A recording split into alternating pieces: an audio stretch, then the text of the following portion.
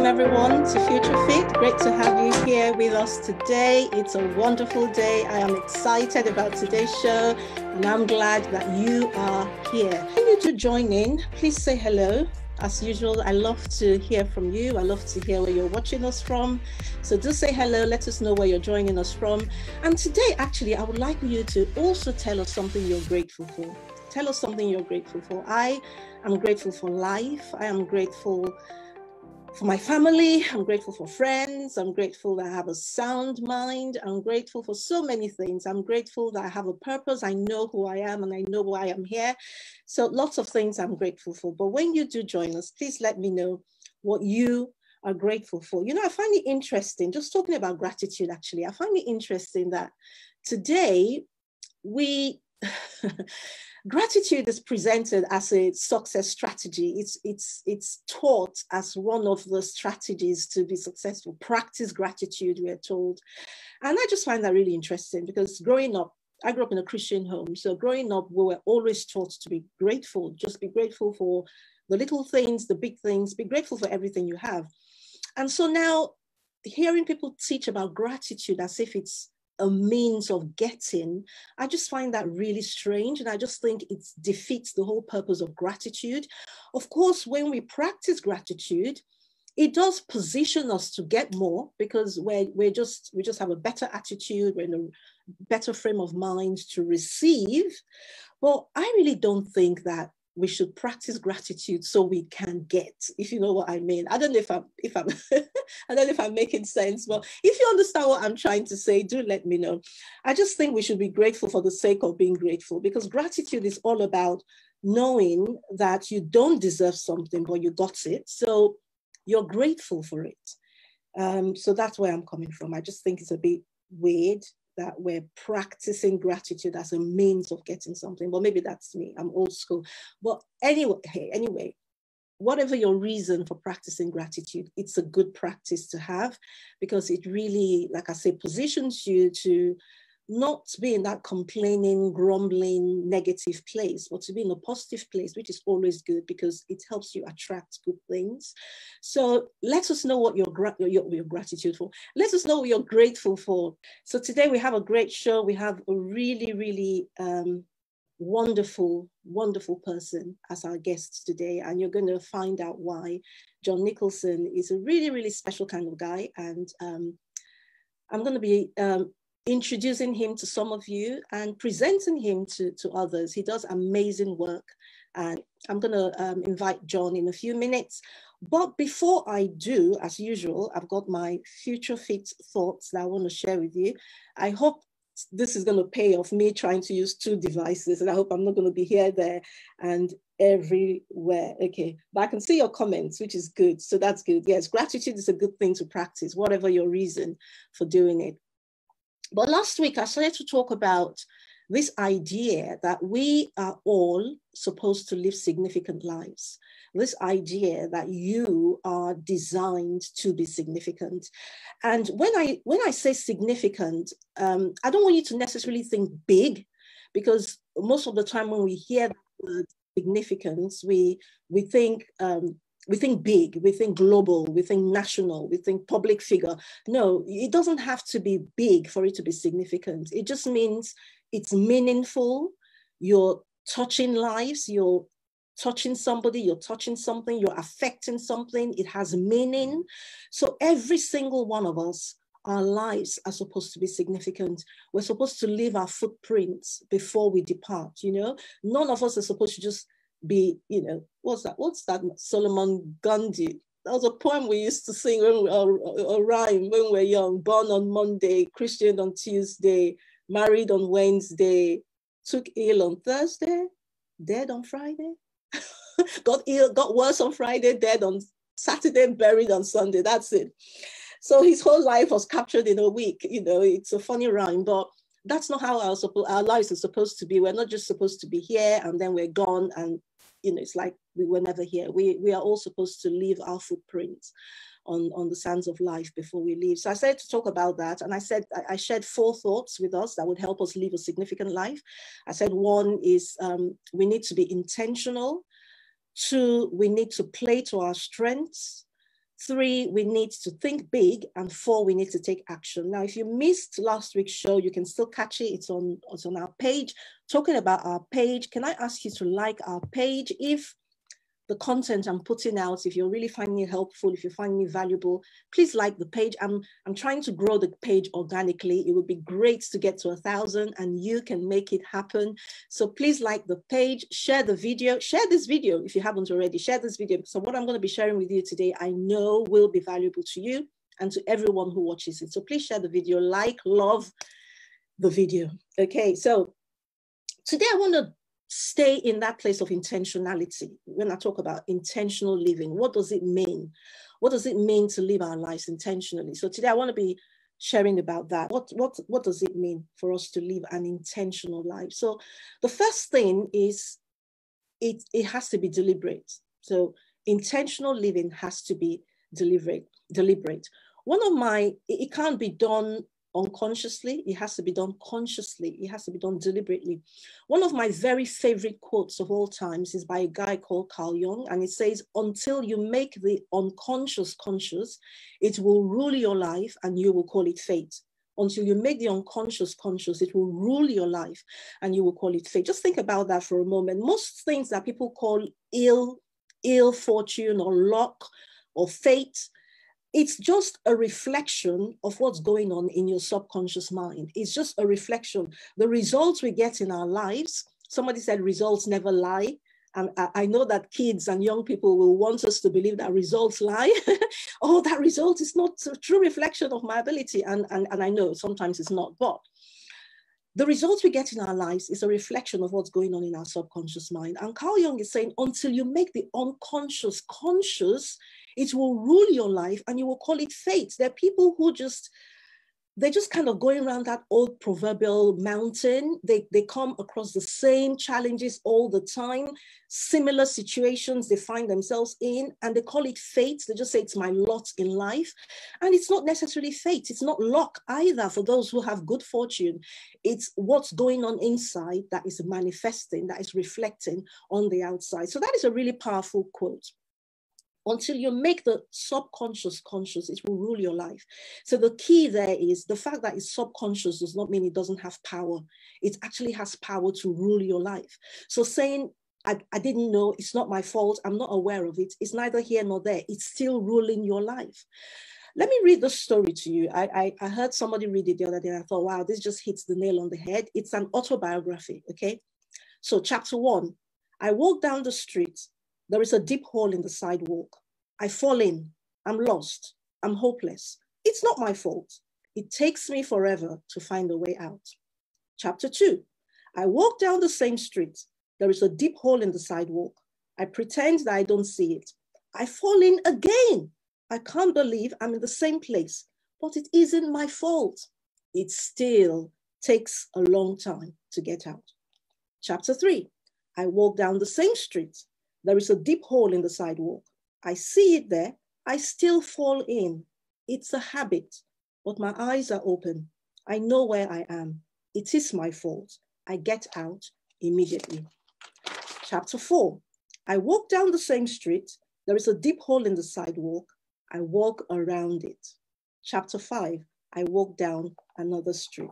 Don't you just love that story? I mean, it captures it so beautifully. Awareness is the key to getting from here to there. You have to raise your awareness. And that is what intentional, deliberate living is going to do for you. Sometimes you might need somebody to help you. Our guest on the show last week was talking about coaches. Most people think a coach is there to tell you what to do and teach you things. But the primary role of a coach is to help raise your conscious awareness, help raise the level of your awareness. You see, because if you're not a conscious participant in the decisions you're making and the results you're getting, then you're not consciously living your life. And what a coach will help you do is just raise your awareness. So you become aware of those things that are sublime, those things that are in your subconscious, that are ruling your life, but you're not aware of it. So that is the first thing I want to say about intentional living. It has to be deliberate. You have to sit down and ask yourself some serious questions. Where am I in my life? Am I happy with where I am? Where do I want to go? What is it going to take for me to get from where I am to where I want to go? What changes do I need to make? You need to sit down and really ask yourself those pertinent questions. A lot of people just live life on autopilot. They're not happy with their lives, but they never really sit down to take stock and really find out, okay, what's the problem? What do I need to change? You see, thinking is the highest function of human beings. Thinking, that's what distinguishes us from all species of being. Thinking is the highest function of all human beings, but very few people think, because thinking is not easy. It's not easy. And I'm not talking about mental activity. I'm not talking about waking up in the morning and saying, oh, I need to go to the market, or I have a meeting, so I'm going to wear this suit. So I'm not talking about just mental activity of organizing your day. I'm talking about deep, sustained, creative thinking. It's not easy. For me, for instance, I've been running a law practice for the last 15 years. For the last 2 years, I've been building my coaching and training practice. And I've had to be doing a lot of thinking. And it's exhausting. It's exhausting with my law practice, because I've been doing it for 15 years. I know what I'm doing, with my conveyancing or whatever it is I'm doing. I know what I'm doing. I'm almost like on autopilot. But because this is a new terrain for me, I'm having to learn so much, and I'm having to think a lot. So I understand why a lot of people don't think, because sometimes you're trying to come up with a solution for a problem and you're spending so much time thinking, and it just seems like you're not getting the answer. And a lot of people just give up. But I always say, stay with the thought. It could be 4 days, it could be 5 days, it could be a week, it could be a month. Stay with the thought and you will get that breakthrough. Sometimes I wake up in the morning and I just get the idea, eureka. But thinking is not easy, but that's what you have to do. You have to do it. So deliberate living is intentional living. That's number one. Number two, it has to be willful, meaning you have to make a choice. Again, that is something a lot of people abdicate. They don't want to make those choices. Sometimes because it's a hard choice, it's a hard decision they have to make. They don't want to make it, but you have to make a choice. It's comforting and empowering and encouraging to know that most of the things that matter in life are things that are within our control. They're things that we can change through our own choices. Think about it, the things that matter in your life, your family, your career. If you're not happy about your career, you can make the change. If you're not happy about your family, you can make choices that will bring the change that you desire. So most of the things that are the most important in life are things that we can change through our choices. So intentional living is willful. You choose to make those hard decisions, you choose to take those routes, you choose to go uphill. A lot of people have uphill dreams and uphill desires, but they have downhill habits. You choose to break those downhill habits and begin to do things that will help you attain the uphill goals that you have. It's a choice. It's a choice. And I want to encourage you, every time you have the opportunity to choose, exercise your power of choice, even when it feels like it doesn't matter. Because that way you begin to make it a habit to be conscious in your life. I remember a story of a trainer who gave, the participants in the training some folders. Some people had blue, some had yellow, some had red. And then the trainer said, if you don't like the color of your notebook, you can swap with somebody else. And the guy who was telling the story said, it never occurred to me that I could do that. Yeah, I didn't want my color, so I swapped with somebody else and they ended up with a color they wanted. I ended up with a color I wanted. You might say, what's the big deal about a folder? But that's a little thing, but it's developing the habit so that next time you have to choose, and it's important, you already are in that place of being. You remember last week we were talking about taking center place in your life and you writing your own story, not allowing somebody else to write your story. Starting from those seemingly insignificant things, choosing, making a conscious effort to choose what you want will help you when it comes to choosing when it does matter. So intentional living is willful. I've got 2 more minutes because I want to bring John on very quickly. So as I've said, intentional living is deliberate, it's willful. It's willful. We only have one life to live. Let's live it, okay? Let's stop allowing life happen to us. Let's live our lives, okay? Stop being passive and start being active in your life. Number three, intentional living has to be consistent. It has to be consistent. It can't be something you do once in a while. We're talking about living intentionally. It has to be consistent. It has to be something you do day in, day out, every second, every minute, every hour, every day of every month. It's something you choose to do, to be consciously present in your life. You know how you say to somebody, be present, you know? Maybe your kids are, I know we do that with our kids. We're at a dinner table and they're not present, they're on the phone or something, and we've said no mobile phones at dinner table. So be present in your life, but be present consistently, you know, because consistency compounds. Don't do it for a week and then default into that place of being complacent. Do it consistently. Every morning you wake up and say, this is a brand new day. I have a new page in the story of my life. What am I going to write today that in a month's time I read it and it puts a smile on my face and I feel proud? Or my children read it when I'm dead and gone and they go, wow, yes, I want to emulate this. Every day, see it as a blank page, okay? I know it can be tiring. Listen, uphill is tiring. Nobody accidentally arrives on top of a mountain. Do you realize that? Nobody just falls and says, oops, I stumbled on top of a mountain. No, it's a climb. It's a climb. It's a tedious climb. It's tiring. It's strenuous. And so people get tired. And what do? They settle. Don't settle. Don't settle. If you find yourself tired, pick yourself up again. Don't settle for less than what you deserve. You deserve to live a peaceful, abundant, joyful life, prosperous life. You deserve it. How do I know? I just know, trust me. You deserve it because you're a human being. You're created in the image of God. You deserve it. So don't settle for anything less. Don't settle for anything less. But you are going to have to be deliberate in how you live your life. You are going to have to be willful, and you are going to have to be consistent. Very quickly, what are the benefits? You go from good intentions to taking action.